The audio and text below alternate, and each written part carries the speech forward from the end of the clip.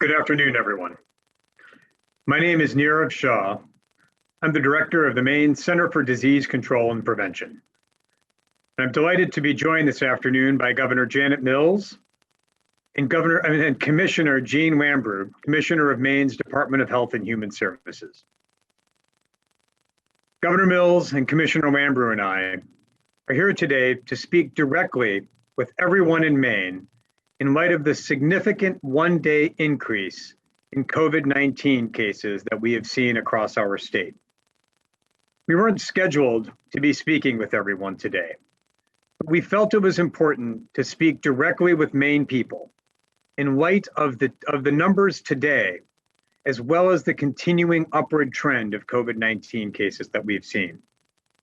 Before I dive in, I'd like to thank our interpreter, Maura Nolan, for adjusting her schedule to be with us today, as well as our colleagues at Maine Public and our colleagues in the media for their flexibility in making it possible for Governor Mills, Commissioner Lambrew, and I to speak directly with you today.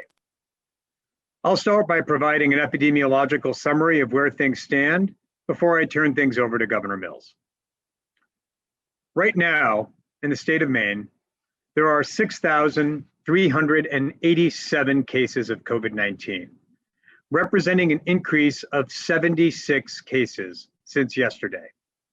Of those, 5,670 are confirmed cases, an increase of 77, and 717 are probable cases, a decrease of 1. 146 individuals have passed away with COVID-19, the same number as it was yesterday, and 5,441 have recovered, an increase of 42 recoveries since yesterday.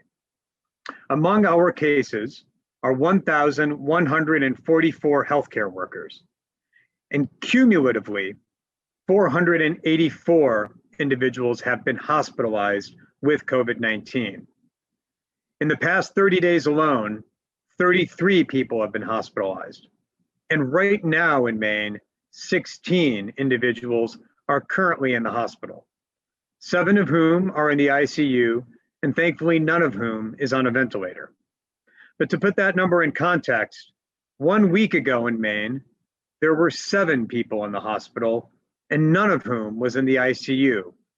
Today, just in the past week, the number of hospitalizations in Maine has more than doubled. Although the numbers remain low, they are significant. And of note, we have added 7 people to the intensive care unit across the state. Taking a closer look at just the new cases that have been reported to Maine CDC in the past day, we see that there have been some significant and concerning trends. Taking a step back, if you go back to Sunday, there have now been a total of 250 cases of COVID-19 that have been reported to the state from Sunday through today. Just going on today's cases, approximately 21% arise from Cumberland County. York County accounts for 19% of the cases, and Knox and Washington County each account for approximately 12 cases. But those numbers don't really reveal the full extent of spread. Just in the past 24 hours, we've had new cases of COVID-19 in 14 of Maine's 16 counties. Indeed, we've had cases in counties where there were previously very few cases. For example, just in the past 24 hours, we have had 11 new cases in Knox County, 9 new cases in Washington County, 7 in Somerset County, and 3 new cases in Aroostook County. The average age of the cases just in the past 24 hours is 43, but the age range of the new cases ranges from 8 months old to 94 years old. And of the 76 new cases, 14 are among children under the age of 18. In addition, just in the past 24 hours, there have been cases at 8 different schools in Maine and across 2 long-term care facilities. I'll talk a little bit more, as will Governor Mills, about what these cases mean, but to suffice it to say, This increase, both in the number as well as the geography, was significant and concerning, and we wanted to make sure that we were communicating with everyone in Maine directly about this. I'd like to take a moment to provide some brief updates on some of the outbreaks in which Maine CDC has been engaged. Let's start with an outbreak that I talked about yesterday at the Second Baptist Church. Yesterday, I reported an outbreak there consisting of 4 cases. That number has now increased to 27 cases. Now, to be clear, that doesn't mean that there are necessarily 27 new individuals. Indeed, as our outbreak investigation has continued, some of what has happened, some, though not all, some of what has happened is that other existing cases in and around Washington County have now been associated with that outbreak. That accounts for some of the increase, but not all of it. Overall, of those 27 cases, 18 are among individuals who attended at least one service at the Second Baptist Church, and 9 of the cases are among their close household contacts, so-called secondary cases. I'd also like to talk about another outbreak that we discussed yesterday at the Woodland Memory Care Center. There are now a total of 12 cases at that facility, 10 cases among residents, 2 cases among staff. Additional testing remains underway, and we expect that there will be additional cases there, partly through additional testing, but also because of the unique vulnerability of the residents of that facility. And finally, the Waldo County outbreak associated with the Brooks Church. There remain a total of 60 cases. I'd like to turn now to talk about some of the testing data across the state. Our positivity rate in Maine on a 7-day basis now stands at 0.75%. To put that number in a bit of perspective, exactly 1 week ago, that number was 0.5%. And 2 weeks ago, that number was 0.42%. So we've seen a significant increase, both statistically and biologically, in our positivity rate. That being said, again, context does matter. Positivity rates across the country have been rising. And on a nationwide basis, the US-wide positivity rate right now stands at 7.3%. Similarly, testing volumes in Maine have been largely steady. Our current testing volume in Maine stands at 449 PCR tests being conducted for every 100,000 people in Maine. To put that number into context, the national average for testing volume is about 343 PCR tests for every 100,000 people. Overall, what is happening in Maine right now is sustained increasing levels of transmission in communities across our state. We know that because our testing volume has remained roughly the same at a time when our positivity rates and our hospitalization rates have been increasing. It's also important to differentiate how what we are seeing today stands in contrast to what we saw in May of this year.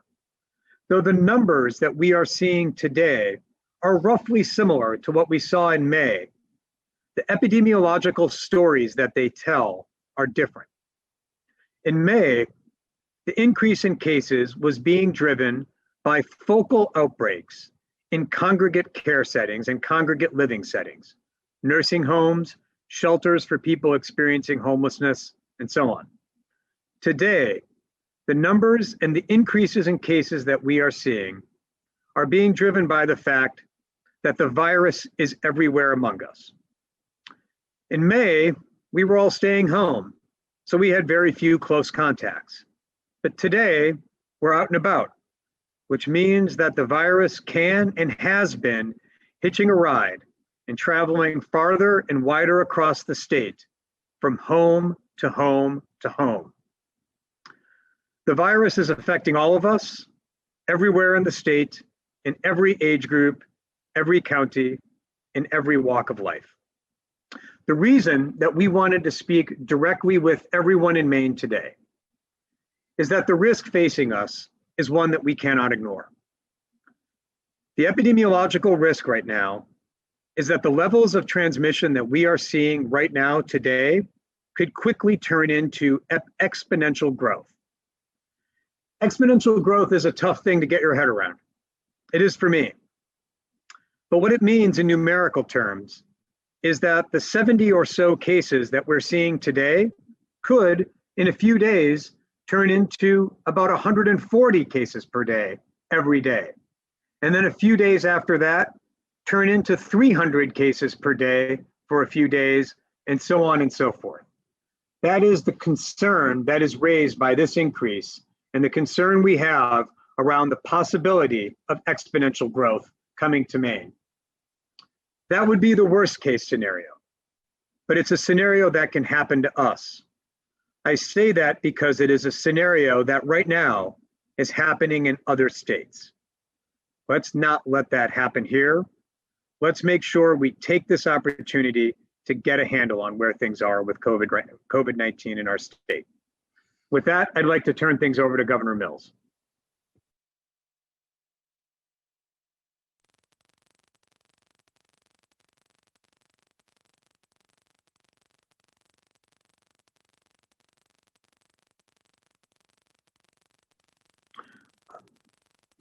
Governor, I'm not able to hear the audio on your end. Maybe a bit of a technical.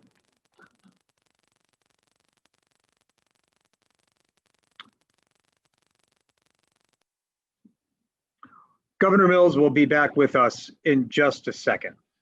While we're waiting for Governor Mills to rejoin, I'll provide a little bit more data on some of the other aspects of the cases that we have assigned out and have been reported to us just in the past 24 hours. As I've mentioned, we've seen cases in at least two long-term care facilities. We've also recorded just in the last 24 hours, 7 new cases among healthcare workers across 6 different locations across the state of Maine. I mentioned that of the new cases in the past 24 hours, 8 have been among schools. And Governor Mills, I think you're back with us. I'll turn things over to you. Can you hear me now? I can, Governor. Go right ahead. Thank you. Thank you very much, Dr. Shah. Thank you for these sobering statistics from the last 24 hours and the last 7 days in Maine. Let's put things back in the national perspective as well. According to the New York Times, their database, our country saw 74,410 new cases of COVID-19 just yesterday. Over the last week, the nation has seen an average of more than 73,000 cases every day, an increase of nearly 40% from 2 weeks ago. Something's happening, and it's not good. Cases nationally have reached record levels in more than 20 states.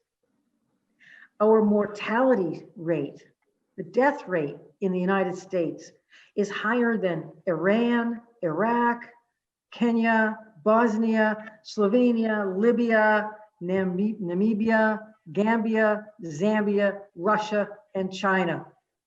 People are dying at a higher rate in this country than most other countries. We do not have this virus under control. And up until now, Maine and other New England states have withstood the surges of COVID-19 fairly well, compared to other states at least, and other regions. This third surge, as they're calling it, is different.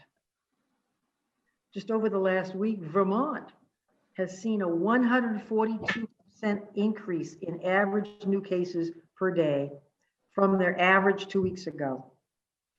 Rhode Island has seen a 105% increase. Massachusetts and Connecticut, 70%. New Hampshire, 28% increase. So what about Maine? Today, as you were told, our state has recorded a high number of new COVID-19 cases. 76 more people in Maine across 14 counties are newly diagnosed with this virus. The last time we had more than that, number of new cases per day, was May 20th, when we had 78 new cases during that second surge of COVID-19. The number of people in the hospital with COVID-19 in Maine has more than doubled over the last week, as pointed out. And the average age of those diagnosed with COVID-19 is 45 overall. Our 7-day positivity rate, 0.75, still among the lowest in the nation, but up from 0.5% a week ago. So these new cases are not caused by one or two large outbreaks that we can identify in a nursing home, a jail, a particular workplace, a church, a wedding, as we saw earlier. Rather, these cases may be associated with private gatherings like dinner parties with friends or relatives, going to social clubs and places where small numbers of people may be gathering. So it appears that we may be following the route of other states in entering another wave of the virus. The question before us now is the same one we faced back in March. Can we control it? And the answer depends on every one of us. We know that we in Maine are not immune from this virus, this silent enemy. We know that COVID-19 thrives on even the slightest hint of complacency on the part of our people. We can't wait until it takes more lives and cripples more communities. You may think you're at low risk, but don't be fooled. Don't be fooled. We know this virus spreads exponentially, like when someone brings glitter to an arts and crafts club and everyone leaves with glitter. We can't put that evil genie back in the bottle once it's opened.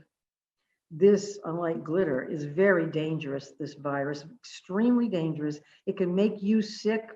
It can make you sick for a long, long time. It can take your life, no matter your age, your neighborhood, the place you live, or how well you live. It can infect anyone at any age in any town or city or county in this state. And once it spreads, it threatens to overwhelm our hospitals and to sicken our valuable healthcare workers, like the 1,144 healthcare workers already infected by this virus here in Maine since the beginning of the pandemic. 1,144 healthcare workers already infected with the virus. So when you do get sick, whatever risks you take, we may not have enough healthy medical personnel to take care of you and to take care of those you infect. You know, we feel pretty safe here in Maine, and we have a right to be proud of our numbers to date, proud of the cooperation of Maine people. But we're still not doing enough to stay safe. And feeling safe is not the same as being safe. We know what we need to do to get this virus under control so that we can keep our businesses open and keep our kids in school. If we do not maintain physical distancing, wear face coverings, both in private settings and public places, if we do not avoid large gatherings and wash our hands frequently, we will not be able to manage this virus. Lives are at stake here. Make no mistake about it. The economy is at stake here as well. And our ability to keep the classroom doors open to in-person learning, critical to the academic, social, and emotional growth of our children. All of that is at stake. No one wants to undermine the ability of our small businesses to survive. No one wants to send kids home from school again or prevent them from engaging in their favorite sports and activities. So for the sake of teachers who are finally back in the classroom, for the sake of small business owners getting back on their feet, for the sake of the doctors and nurses and CNAs who risk their health to keep us healthy, for the sake of the patient in the nursing home who wants desperately to see that new grandchild in person. Please wear a face covering when you're around other people, indoors or out. Stay 6 feet apart, even when you're with good friends or extended family. Wash your hands frequently. Tell your friends why you are taking this seriously and why they should too. This is about basic social responsibility. It's about avoiding this virus the same as we would be avoiding smallpox that were in our midst, avoiding a car crash, avoiding hurting other people. It's about the freedom of all of us to be healthy and safe and to keep our loved ones healthy as well. It's about common sense. Maine has led the nation in many ways. The question for us is, will we be a beacon of hope to our fellow Americans, lighting the path to life with the virus while we await an effective vaccine and treatment? Or will we be yet another evening news headline about another state crippled with COVID-19? The answer depends on every one of us. The answer depends on you. The bottom line is this: Maine has done well, but we have to do better. We've got to stick to it. We've got to stick together. Many of us are tired and frustrated, impatient. Are there things we all miss? Of course. Do we miss getting together with friends, seeing our coworkers in social environments, having dinner parties, going to diners and restaurants where we might hang out with people? But is it worth the risk? Is it worth it? Many of us are anxious about whether our small business will survive the cold winter, whether your children will learn at their best without adequate internet, whether the daycare down the street will close. But we in Maine are not quitters. We care about each other. We will continue to care for each other. We will not give up. We will not surrender our mutual safekeeping, our responsibility to one another. We've endured so much before, over many decades in our history. The tools to keep this virus at bay, patiently, courageously, at bay for now. The tools are simple ones, not difficult. They're easy for any child to master. Let's do this. Let's stay healthy, stay safe. Thank you, Dr. Shah, Commissioner Lambrew, for all the work you do to keep us safe. Thank you to the people of Maine for your cooperation. Thank you very much, Governor Mills. We'll now turn to our colleagues in the media. First question for the afternoon goes to Patty White from Maine Public. Thanks very much, Dr. Shah. We know that these cases we're seeing now are largely due to community transmission and small household gatherings where there probably isn't much masking or distancing, but what other factors are you seeing that's contributing to the spread? Are you finding it's a lot of people who are asymptomatic, or maybe people that have less common symptoms and so they don't think they have COVID? Patty, we've just since we've started seeing this increase over the last couple of weeks now, and as we've been thinking about it, looking at patterns in other states, the straight answer is that we haven't seen changes in the presentation, the clinical symptoms, or the patterns of onset of the virus. The virus seems to be affecting and infecting people in the same way that it has for several months now. That is to say, a certain fraction, depending on which data set you look at, remain either pre-symptomatic or asymptomatic. That hasn't changed. The presenting symptoms that people have, be it cough, fever, shortness of breath, loss of smell, GI symptoms, those haven't changed. What has largely happened is that folks were previously congregating in places where mask wearing was the norm, in a restaurant, outdoors where there's a lower risk, places like that. And as they've moved indoors, some of the protective measures that may have been second nature elsewhere, they relax. And I think that's one reason we're seeing a significant spike right now. Okay, thanks. And Governor Mills, how seriously are you considering changing any of the state's guidelines or taking a step back in the reopening plan? And if you are, can you tell us what specific areas you're looking at first? I wish I could, but this is not about shutting down something or anything. This is about hunkering down.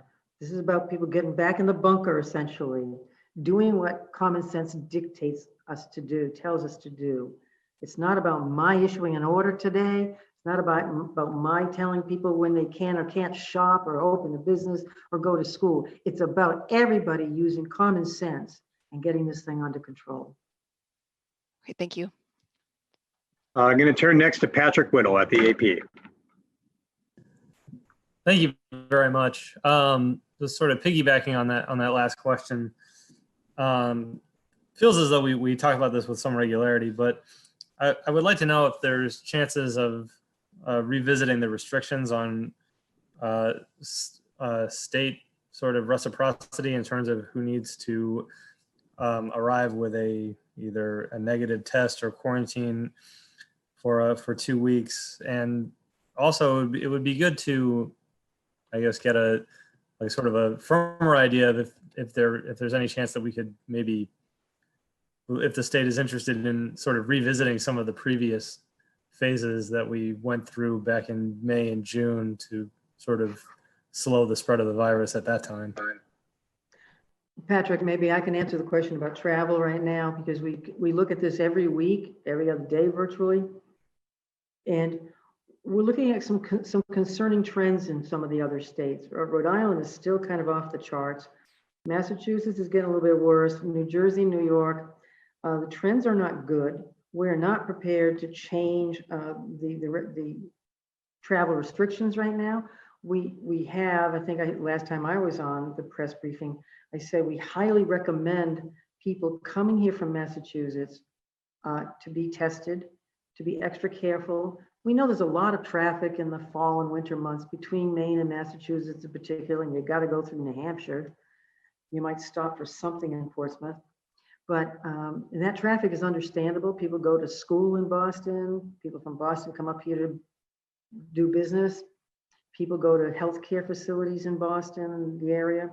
All of that is understandable, the higher traffic between our states in these fall and winter months. But people need to be extra cautious about going back and forth, and extra cautious about what they do when they come back, and making sure they're allowed to get a test under our standing order if they travel in those states. And people from Massachusetts coming up here are allowed to get a test under our standing order, and they should be tested. Not prepared to change that and make it a mandate at this point. I'm going to turn now. Go ahead. So, turn to Sarah Dedman from the Machias Valley News Observer. Thank you, Dr. Shah. Here in Washington County, Calais Regional Hospital is our swab and send testing site. And as you know, they've been carrying a heavy load in recent weeks. They sit on the eastern side of the county, 1 hour away from Machias, where we have quite a few residents, plus the county's largest school and student population. I know the CDC aspires to have testing within an easy 30-minute drive of most Mainers. Should an outbreak occur in this area or at one of our schools, is there anything the CDC can do to stand up easy access testing here? I think I'll answer that question. We are working aggressively right now on 2 different fronts. First of all, finding existing sites in places like Machias where we could open up a swab and send. We're in active discussions on that right now. We also are working on mobile testing options for schools so that if a school does have an outbreak, we can figure out ways to bring people to the school to collect samples, to send to our state lab to ensure that we have testing in the area. So this is an ongoing work that we do every single day throughout the state to try to make sure that people do have access to testing. And we are hopeful that we will be able to, at a minimum, respond to an outbreak, but also set up a site that will be open regularly in the area. Thank you. Thank you. Next up is Joe Lawler at the Press Herald. Yes, I have 2 questions. One is just getting back to the COVID restrictions. And this question is for Governor Mills. What are your thoughts right now on the reopening of bars next week? And could that possibly be curtailed or delayed? based upon what is going right now, and also indoor gathering limits. And I guess just kind of more broadly, like if part of the reason why we've been so successful is these restrictions and rules, then why are we opening up?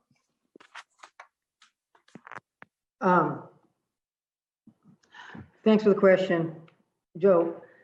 Opening up is a kind of an odd term in my book. What we've done is allow activities to occur and encourage many activities to occur, because many of the things we're allowing are healthy things and keeping people sane, for crying out loud. But we're looking at each one of these sectors and each one of these capacity limits and guidances that we put out, looking at those regularly. I don't have an answer for whether anything's going to change in the coming weeks or months or even days. It's just something we're looking at every day. You know, we have rules of the road, rules for all kinds of things. And I think that businesses in Maine have been incredibly cooperative, with very, very few exceptions. The businesses, large and small, retail, hospitality, service sector, all the businesses have been incredibly careful for the sake of their own employees and staff and for the sake of their clientele. And honestly, because we've done so well, more people are coming to Maine and doing business in Maine, and our figures are much better than expected, to put it that way, both revenues and ongoing business. So I'm pleased with that, and we want to keep that trajectory. We want to keep businesses doing what they do, all sorts of businesses, but also further encouraging their clientele and the members of the general public and the staff and employees of those businesses to keep on guard, to maintain strict health precautions. Don't go to work if you feel sick. Take temperatures of people coming into businesses and staff working there, all those kinds of things. And the precautions we just talked about, washing hands, sanitizing places, and which most people are doing anyway, but keeping the distance. It is so easy to walk into a store and see your old friend and classmate down the aisle and go, hey, and you want to give them a hug, you want to invite them over for dinner or a drink or something, and you just got to say, not now, not yet. Not now, not yet. And they understand that. They're living in the same culture, the same environment, under the same precautions. And I'll add one other note that given, again, what Governor Mills said about public spaces, we do appreciate the partnership and the work that Maine people have done to protect themselves and their neighbors in public spaces. We want to underscore private spaces matter as well. When you're in social gatherings, when you're in private spaces, COVID-19 knows not the difference between whether there's 10 people together in a public space or a private space. So we do want to remind people that as we look at what we need to do now, a large part of that is making sure that we extend into other settings, not those governed by these guidelines, the basic public health measures that have kept Maine safe to date. I'll just add, Joe, I know you had a second question, but I'll just add to build on top of what Commissioner Lambrew said and Governor Mills said. For months now, for years, decades, eternities, home has been viewed as a safe haven. There's not a safer place in the house than the kitchen table. But as folks are moving inside, I think folks are letting their guard down because the home is now being a source of risk as gatherings are moving indoors. So it's just as important as ever to take the same steps you might take if you were elsewhere at a commercial establishment when you've got friends coming over to home. So sorry, Joe, you had a second question. Okay, yes, thank you for that. My second question is just the outbreak at Second Baptist Church and the increasing cases in Calais and Washington County. Do we know yet whether any of that is connected or possibly connected to the Brooks Pentecostal Church outbreak? Thank you. Yep. Joe, at this time, we have not identified a linkage between the cases, either at those associated with Second Baptist Church, 27 cases, or more generally in Washington County. We've not identified any linkages between those and the Brooks Pentecostal Church in Waldo County. I'm going to turn next to Allison Ross at WMTW. Hi, thanks so much for taking my question. So my question is regarding schools. We're saying that there are a number of cases now at these schools. Will this change school sports? Is this going to impact their guidelines? So we update our health advisories for school learning that is either in-person learning altogether, hybrid or remote, usually every other Friday. So we will be looking at these new data with regard to school-based learning. We also do say that in areas or counties that are yellow, we recommend against the types of interaction in sports, competition, scrimmages that could otherwise cause transmission. At this time, we have not changed the color advisories or the health advisories for our counties, but that typically does happen on Friday. So we will be looking hard at the data, and any updates will be posted on the Department of Education website on Friday. Allison, I'd like to underscore that there are not 8 outbreaks at schools. These are discrete single cases that have been identified and associated either as a student, a staff member, a teacher that happened to be at the school. These are not 8 outbreaks at schools. I just want to be really clear about that. Great, thank you. Thanks. I'm going to turn next to Don Kerrigan at News Center. Hi, Dr. Shah and Governor Mills. Governor Mills, I have a couple of politically related questions for you. One is that we're expecting at least one more presidential campaign event in Maine. I believe that's tomorrow, where it's anticipated there might once again be a large crowd. Is the state doing anything preemptively to communicate with that site, the business hosting this, about controlling crowd size or any other measures that are anticipated to reduce the size and potential congestion of any crowd?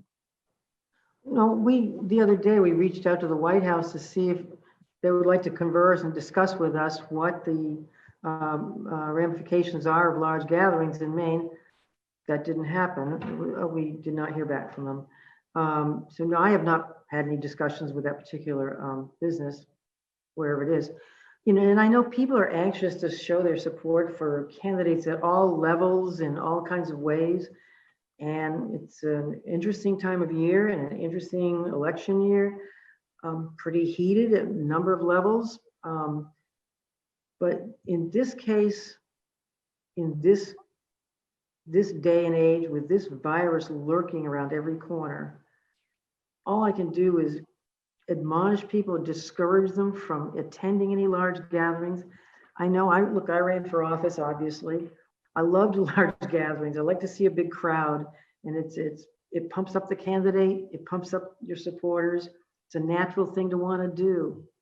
This is a different time. This is a whole different environment this year at this time. And I would just discourage people from attending large gatherings if there aren't precautions in place. Keeping distance from other people, keeping a face covering on, no matter where, no matter what, even if you're 6 feet apart. Just taking the precautions that we've been talking about all along. I don't want to see the virus invade this state to any greater extent than it already has. Again, once this evil genie is out of the bottle, you can't put it back in. And that applies, my concerns apply to gatherings of any sort, at any level, private or public, whether it's a school-based gathering, a church-based gathering, a political gathering, a social club, any kind of gathering.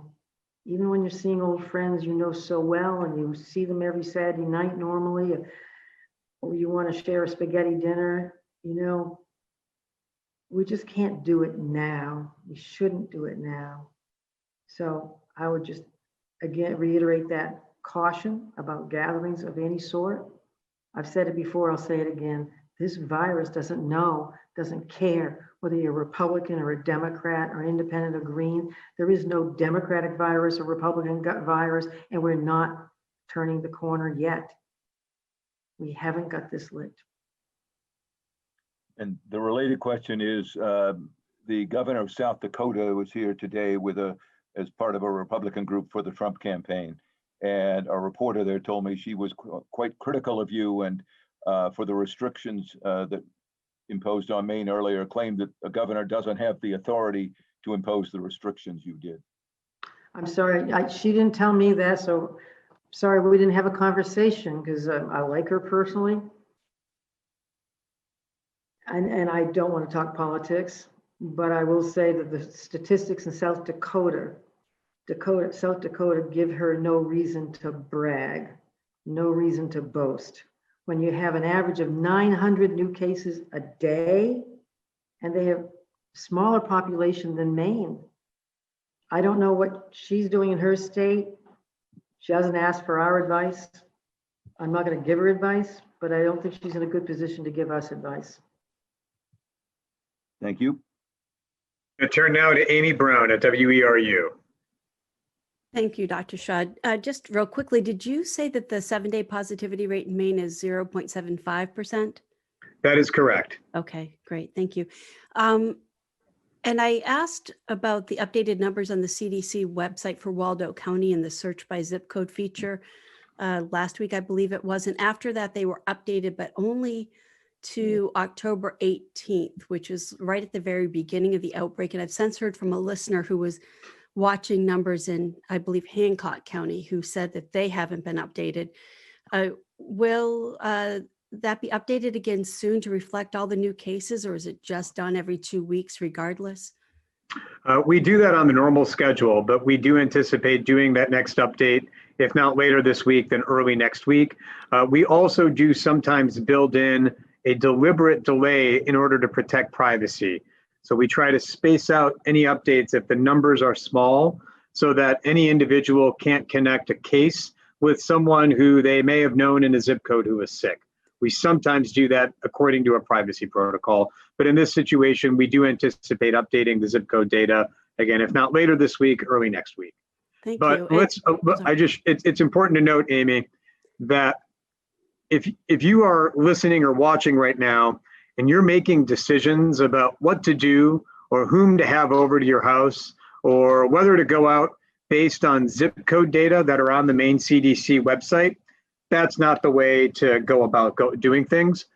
What we've seen in the past week, in the past month, and certainly today, is that the virus is in every single corner of the state, every zip code, every county.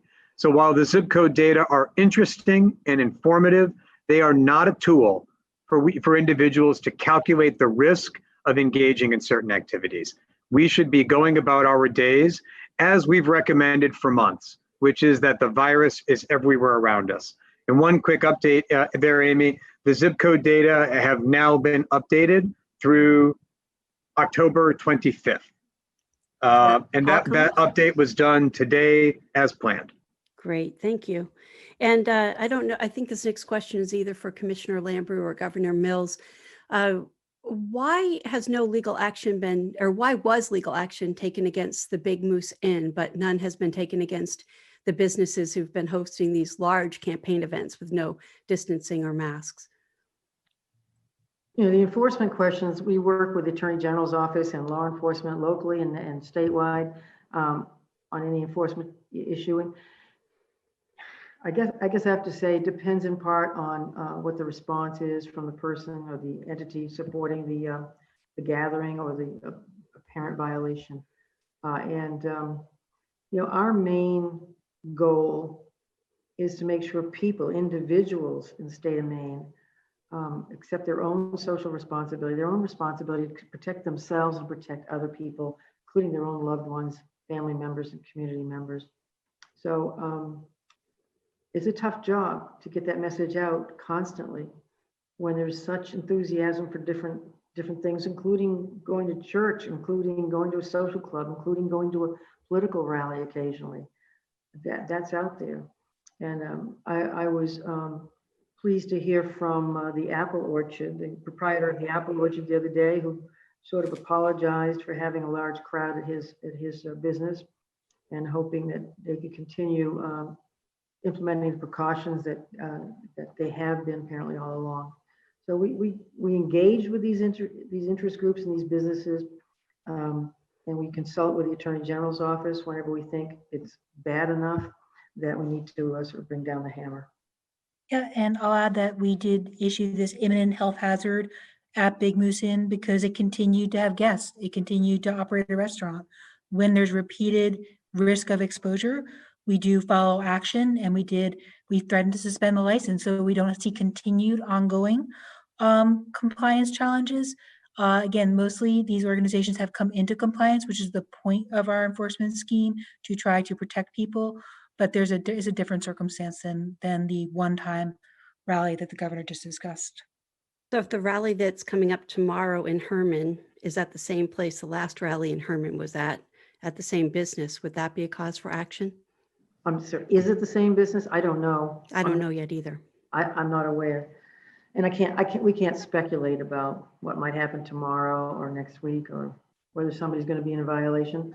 We expect compliance. We hope for compliance because otherwise this thing is going to be totally out of control. Thank you. I'm going to turn now to Charlie at the BDN. Yep. Hi, Dr. Shah. Thank you. My first question is about Calais Regional Hospital. We have heard that there may be some staff there who have tested positive for COVID. Can you confirm if there is an outbreak investigation starting there? There is no open outbreak investigation at Calais Regional Hospital. Okay. And then I guess I'm trying to think how to explain this. So Maine has kind of been reopening portions of its economy and loosening some business restrictions. And now, that's a clear change from what happened sort of, last spring and over the summer. And now we are seeing these big new case numbers. And I guess, we hear what you're all saying about compliance, and it would make sense that if people wore masks and stayed socially distanced, the virus would not be spreading. But do you think a lot of these new cases are just from people who aren't following any of that advice to wear masks and avoid gatherings and that sort of thing? Charlie, it's difficult to say. What we can go on is based on what people tell us, what they tell our case investigators as we investigate each and every case. And what we've seen from those, as well as trends and data that have been reported nationally, is that individuals are now congregating indoors more, where, let's face it, if you're in your own home and if you've got some friends over, you're less likely to be wearing a mask. We're intending today's discussion to be a clarion call for everyone that no matter where you are, no matter if you're in your own home, at a friend's home, the virus can still hitch a ride with folks and cause transmission and infections in those spaces. So if folks have been wearing masks indoors at their friend's house, that's great. Please keep doing so. But if you haven't been doing that, if you've not been spaced out when you're at your friend's house, please let today's data serve as the clarion call to do so. Okay. Sorry, just one quick follow-up from that. I know you're just talking about what case investigators are finding. Are there any trends that are emerging in where some of this, where this community spread is actually happening? Is it in people's households or restaurants or any place else? Well, we were just talking about this morning with the epidemiology team, and there have been two initial trends that have emerged, and I'm leaving aside now the outbreak associated cases, leaving aside the cases associated with, say, the Second Baptist Church or the Woodlands Memory Care Center. If you exempt those for just a moment and look at the discrete individual cases, the two things that case investigators have learned is that transmission, or the likely source of transmission, is in small household gatherings, friends' houses, or small groups of people that have gone out to eat during the time which they may not have had masks on. This is now just based on a couple days of data. So clearly we need to get a better handle on what might be happening. That in an outbreak setting or in a pandemic setting takes additional analysis. That's what our case investigators do as they continue to interview people and aggregate all the data. But that's been the early read based on a couple of days of investigation. Thank you. I'd like to turn next to Steve Betts at the Courier Gazette. Hey, Dr. Shah. I have a couple questions concerning Knox County. The outbreak at Woodlands of Rockland, has that been tied to any other outbreaks in Knox County or elsewhere? Steve, that's a question that we're investigating. It's top of mind for our investigators, given the obvious outbreaks that are going on in Waldo County. At this time, we have not found a direct link or even an indirect link between Woodlands and anything that may be happening in Waldo County. But please know that we are keeping our antenna very high up for any possible linkages between Woodlands and anything else going on. At this time, we haven't seen it, but that doesn't mean it's not there. It just may require more data and more digging. And also you mentioned individual, I'm sorry. No, Steve, I was just going to say, I'm glad to see that your office is more cluttered than mine. That's my kitchen in the back. And in terms of the individual schools, have there been cases found in schools in Knox and Lincoln counties? Steve, we will be updating the Department of Education's website with the latest data on all the schools in Maine that have recorded cases or a case. That data should be updated tomorrow. That will reflect the latest of where every single school is, be it Knox County, Lincoln County, or anywhere else in Maine. That'll be the best place to check that. Thank you, Dr. Shah. Going to turn now to TJ Tremble at ABC 7.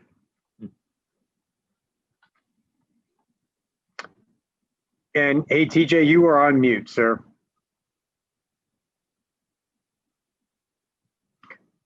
TJ, you're still on mute.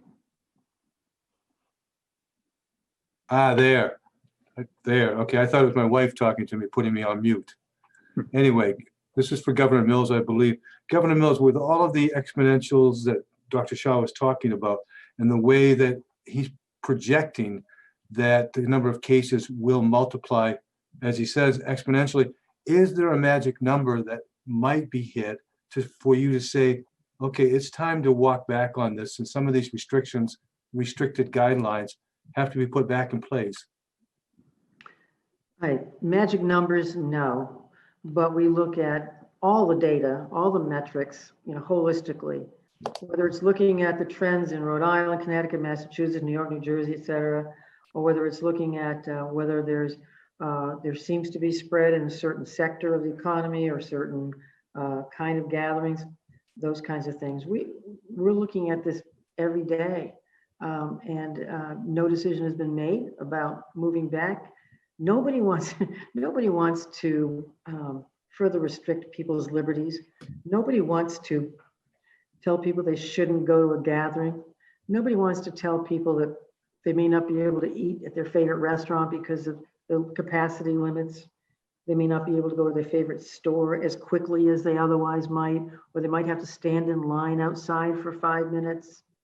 Nobody wants to do that, but it's part of the overall responsibility, part of our overall campaign to keep people safe, to have the guidelines in place and to make sure people and businesses and activities comply with those guidelines as much as humanly possible. And TJ, if I could offer just a very quick clarification on top of what Governor Mills noted. We don't know whether there will be exponential growth. That's not a projection. That's not a promise. It is a possibility. It would represent the worst case scenario of what might happen, but very important to note, we have an opportunity to put a lid on things and prevent or reduce the likelihood of any such growth. But that was not a projection, not a firm model. It's the worst case scenario of what could happen based on what we've seen unfold in a couple of other states. Sorry, I just wanted to be really clear about that. And by comparison, exponential growth is what we see, for instance, in South Dakota, where they've had a 40%, more than 41% increase in the daily average from 2 weeks before. They only have 900,000 people, and yet they're seeing 900 cases a day, new cases of COVID. That's exponential growth that we want to avoid. I'll also just add that South Dakota's positivity rate is 40%, 40. Thank you. Can I just throw a question at Commissioner Lambrew? Commissioner, just to play devil's advocate for a moment, if you know that there's going to be a political rally and that may have the likelihood of attracting thousands of people who may or may not be wearing masks and practicing social distancing, do you have the authority to go in it ahead of time and say something to the effect of, if you exceed this, there'll be a penalty? We do have a system to try to warn, give information and give warnings where there is a risk. We have been doing that when we have clear information that there will be a gathering this large. We do this with all sorts of gatherings, be it potentially large weddings, large religious gatherings. We previously have been hearing about in the summer, different outdoor gatherings that could exceed the limit. Our practice is if we have information that there is going to be a gathering, we provide the rules, the guidance, the information to the organizers and encourage them to follow that. As Governor Mills explained, then we turn, if there is a violation of that, to the Attorney General and our different statutes to see, depending on the circumstances, what are our options. Thank you. I mean, you know, TJ, we're not the COVID cops here. We're not trying to regulate everybody's behavior, far from it. We provide the best advice and counsel and recommendations we possibly can based on science and medical expertise. And, you know, it's like we have rules. We have rules about driving. You're entitled, you have the right and freedom to get a driver's license and drive up the road. You don't have the right or the freedom to drive all over the road because it imperils other people and yourself. Do police officers go after people who weave once or twice across the line? Not usually. It's when somebody has repeatedly weaved across the line, or when somebody has risked the life of other people on the road, or when somebody is drunk and weaving. That's when we start enforcing the rules of the road in a more direct sense. The rules are there, but it's still an individual responsibility on the part of every one of us in this state. It's part of your civic responsibility to help take care of other people in this state. And that's why we ask people to follow these guidelines and to follow the rules for the health and safety and protection of everyone else, including yourself and your family. Thank you, Governor. I'm going to turn next to Greg Lagerquist at GME.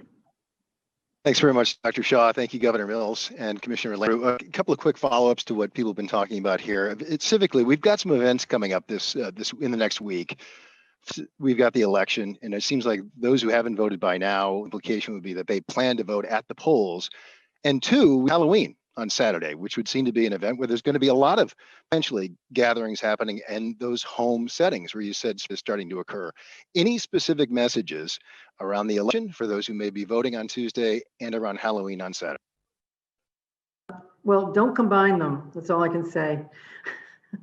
But take them one at a time. As you know, several 100,000 people have already voted absentee in person or absentee by mail or absentee by drop box.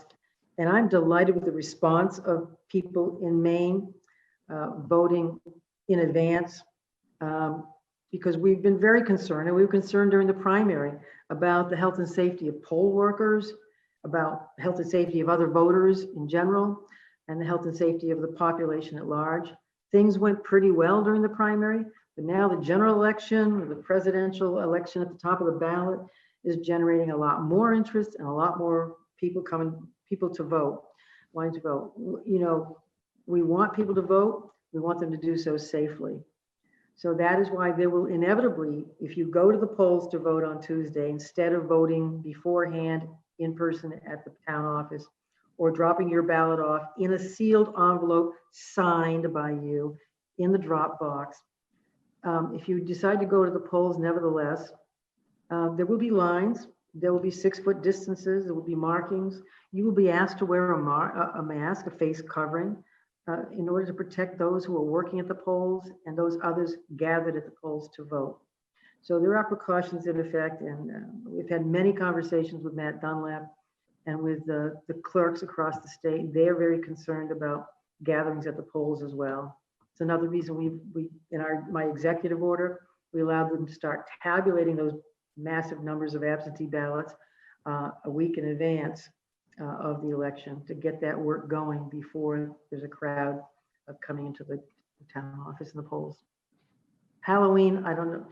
I know that Nirav and Jeanne discussed Halloween on an earlier occasion, and I don't have any particular suggestions. Greg, there is guidance that is available for everybody that provides great tips on how to proceed with Halloween in a manner that's safe for you and your family. I think the goal is to keep your bubble tight, minimize your exposure with others.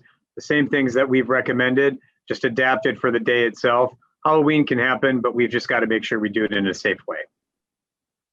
Great, thank you. All that being said, Greg, we're really focused on what's happening as well right now today. And we want to talk to everybody today, given the data that we've just seen in the last 24 hours. That's what we're really focused on, but we're also looking ahead to events that are happening this weekend and next week. And the final question of the afternoon goes to Emily Tadlock at WABI. Hi, thanks so much for taking my questions. The first one, I just want to be clear because we've asked some questions and I just want to make sure I'm nailing the nail on the head. Greenway Equipment Supply in Bangor is where Don Jr.'s event is going to be held tomorrow. I just want to know if anyone has talked to them, and I'm assuming no one has, considering you guys weren't exactly sure where this event was happening tomorrow. Is there going to be anyone talking with them about how many people should be at their event? We'd be happy to talk with them. I'm not sure that they've reached out to us. I'm not sure whether anyone else in my office has tried to reach out to them, but we'd be happy to talk with them. Because regardless, whether you support one candidate or another, you don't want to get sick by having attended a rally for a candidate. You don't want to attract the virus and infect other people by virtue of having gone to a gathering of that sort. Shouldn't happen. It's preventable. Jeanne, I don't know if you want to hop in on that, just because you had said before that when you did find out things like this were happening places, it's your prerogative to reach out to them. We'll just add that we're happy to follow up and verify if this is the case and communicate with that organization. Okay, and so then my next question, Dr. Shah, is for you. Many people have been commenting on the coronavirus number updates that we do every day, saying that as our testing increases, our cases are of course going to increase. So I was hoping maybe you could clarify for people how much of this current increase we're seeing right now is due to testing. Sure, I'm glad you raised that, Emily. There are various epidemiological models that help sort of sort out whether the increases in numbers you're seeing, what percentage or what degree of those increases are being contributed to by more testing or actual growth in cases themselves. And without going into all the nitty gritty, what I will say is that what we've seen in Maine is that some of the metrics around testing, the volume of testing, the location of testing, those numbers have been holding relatively steady. But what we've also seen, so you hold that variable steady. And then we've seen other changes, such as our positivity rate going up and now hospitalization rates going up. That constellation of findings is extremely strongly suggestive that the new cases are not being detected because of more testing, but rather are occurring because of more transmission. There have been earlier time periods in the pandemic in Maine when a larger fraction of the new cases was because of more testing. But what we've seen in the last, say, 96 hours is not so much more cases because of more testing, but more cases because of more transmission. Now, let me be really clear. The testing architecture that we have in Maine is very strong. Even though we've seen an uptick in our positivity rate, it is still amongst the lowest, if not the lowest in the nation. That puts us in a favorable position to be able to detect more and more and more cases. That's a good thing. It means we can detect those cases early and work with those individuals by our case investigators and contact tracers to give them advice to stay indoors and limit transmission. So testing remains as critical as ever. But what we're seeing just in the last 96 hours is much more a function of more transmission, not necessarily more testing as it stands right now. Okay, thank you. And then I had one more question just for Commissioner Lambrew. You mentioned earlier about you guys were starting to work on more testing sites, and you mentioned testing at schools as well. I was just wondering if maybe you could elaborate on that a little bit. Sure. So we have in the past, for example, at Massabesic Middle School, we brought some of our resources to collect samples to a 2-day event at that school. We also, when Sanford High School had an outbreak, sent some of our swab and send mobile sites to that site to collect samples. We're trying to get that into to be set up as a more regularized activity or option for schools. In addition, we are working on a plan for the Binax Now rapid tests, which the administration has given to states in part to give to schools, to support schools for rapid testing. So we're working on all those details and expect them to have all those details out soon. Thank you.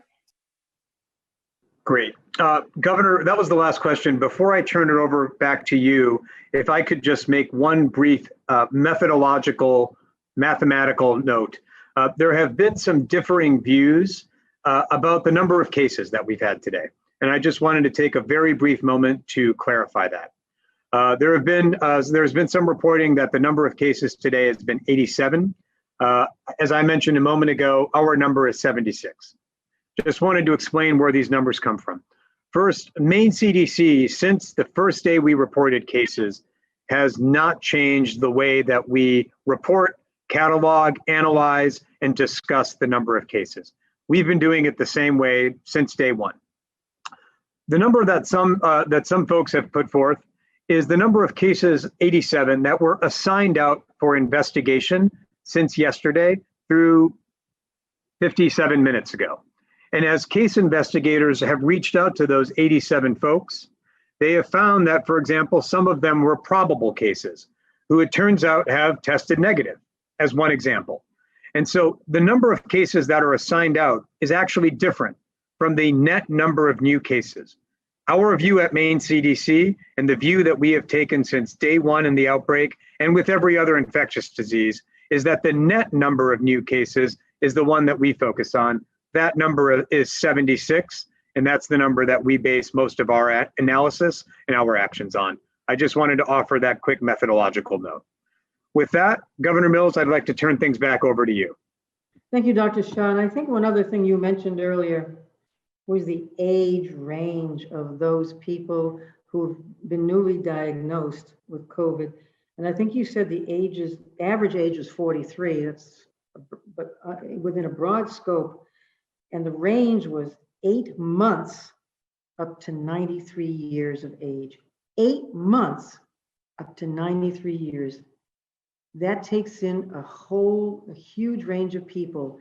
And it says to me, and it should say to everybody, anybody can get this virus. Anybody can get sick from it. Anybody can be hospitalized with it. Anybody could be very, very ill from it, and people can die. So I think, we've focused a lot on politics today. A lot of the questions were about political rallies.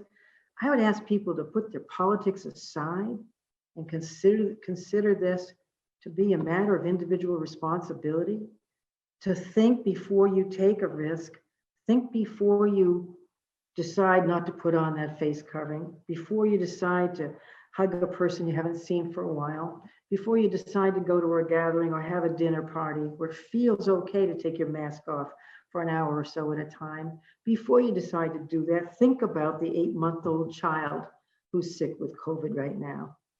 Think about the people in nursing homes who want to visit other people and want to be visited. Think about the nurse, the CNA, and the doctor who are tending to some of these patients and many others and trying to come home themselves to a healthy family in the evening. Think about the wait person, the waitress or waiter who serves you coffee in the morning at the local diner. Are you putting them at risk? Are you putting the person around the corner at risk? Think about the daycare provider who's trying to take care of so many kids and let those parents be able to work and keep our businesses surviving and going strong. Think about other people first and foremost. If you don't think about yourself, at least think about the other people in Maine whom you may be putting at risk. And thank you to the Maine people keeping your chin up, keeping your courage up, being so incredibly cooperative. We've done so well so far, so well. We can keep it up. We can do this. Thank you. Thank you very much, Governor. Have a good afternoon, everyone. We'll catch up again tomorrow.